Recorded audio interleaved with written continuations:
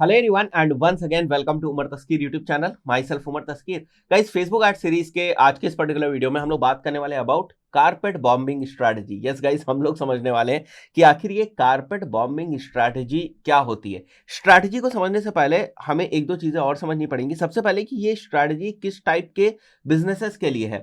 Actually जितने भी लोगों से मैंने बातचीत करी हुई या जितने भी कैंपेन्स मैंने रन किए, उसमें मैंने देखा है कि बहुत सारे केसेस में ना कारपेट बॉम्बिंग स्ट्रैटेजी काम करती है और बहुत सारे केसेस में कारपेट बॉम्बिंग स्ट्रैटेजी काम नहीं करती है, उल्टा हमें और लॉस देकर चली जाती है।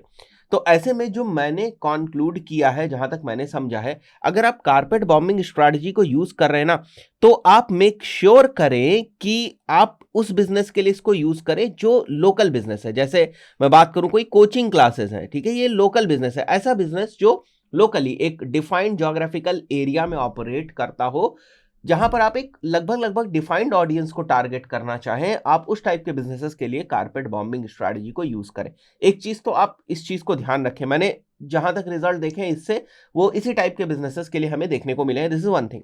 सेकेंड चीज जो है वो ये कि अगर आपको लगता है कि जो भी आप प्रोडक्ट या सर्विस ऑफर कर रहे हैं वो उस लोकेशन के लोगों के लिए है और उसमें ओवरलैपिंग ऑडियंस है। ओवरलैपिंग ऑडियंस का आप मतलब समझो, जैसे आप कंफ्यूज हो जा रहे हो या आपको लग रहा है कि इस माउस को खरीदने वाले लोग तो इस चीज में भी इंटरेस्ट रख सकते हैं, इस चीज में भी इंटरेस्ट रख सकते हैं, इस चीज में भी इंटरेस्ट रख सकते हैं, तो आप किस पर्टिकुलर इंटरेस्ट वाले लोगों को टारगेट करोगे?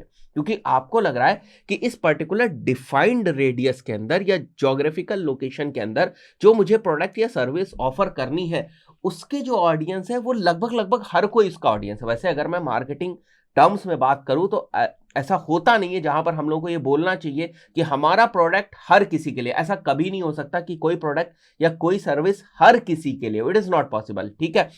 उसकी कोई ना कोई डिफाइंड ऑडियंस जरूर होती है जो उस प्रोडक्ट की या सर्विस की एंड यूजर है। उसके अपने कुछ एट्रीब्यूट्स होते हैं, कुछ कैरेक्टरिस्टिक्स होते हैं, बट फिर भी अगर हम यहां पर ये मान के चले कि हमारी टारगेट ऑडियंस ऐसी है जो डिफरेंट इंटरेस्ट को फॉलो करने वाली है, डिफरेंट बिहेवियर्स को फॉलो करने वाली है, जिसके हिसाब से हम बहुत एग्जैक्टली किसी इंटरेस्ट या बिहेवियर के बेसिस पर टारगेट नहीं कर पा रहे फेसबुक एड्स के सिस्टम में, तो ऐसे केस में कारपेट बॉम्बिंग स्ट्रैटेजी काम कर जाती है। बट यहां पर आपके पास थोड़ा सा बजट भी होना चाहिए। दूसरी चीज मैंने बताई, आपका बिजनेस जो है वो लोकल होना चाहिए। अगर ये सारी चीजें हैं और आपने चीजों को ठीक तरीके से स्ट्रैटेजी को लगाया तो देयर आर हाई चांसेस कि ये आपके लिए काम कर जाए। फाइन। बाकी बहुत सारी चीजें और भी डिपेंड करती है कि आपका ऑफर क्या है, आपकी क्रिएटिव्स क्या है, वो सारे भी वेरिएबल्स हैं। बट सबसे पहले समझ लेते हैं कारपेट बॉम्बिंग स्ट्रैटेजी का मतलब क्या है।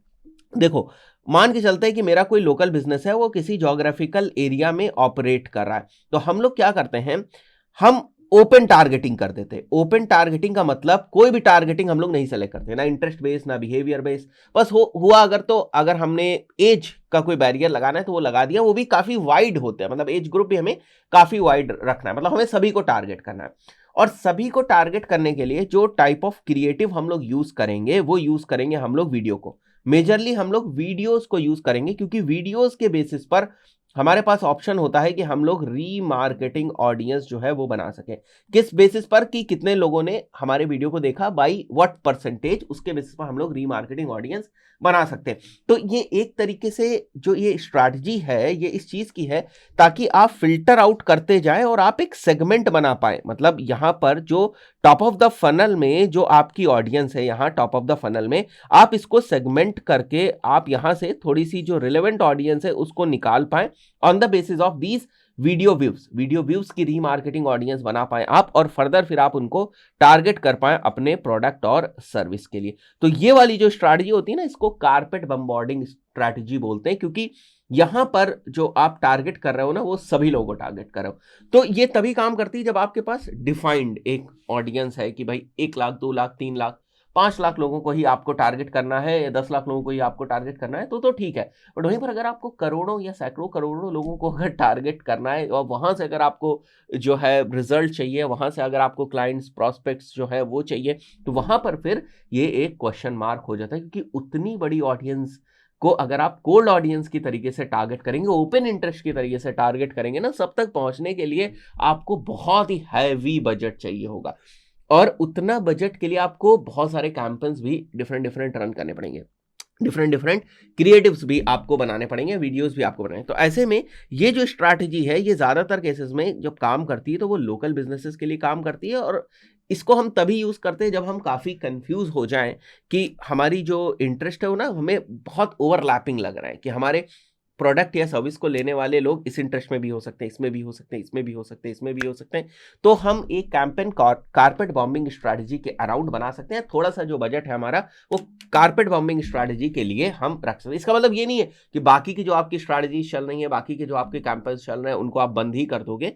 इस स्ट्रैटेजी को भी आप टेस्ट कर सकते हो। दोस्तों आशा करता हूँ वीडियो आपको समझ में आया होगा। बड़ा ही कॉम्प्लिकेटेड सा नाम है कारपेट बॉम्बिंग स्ट्रैटेजी, और इसका भी मतलब आपको समझ में आ गया होगा। इस पर्टिकुलर वीडियो में इतना ही, मिलते हैं नेक्स्ट वीडियो में। Till then good bye.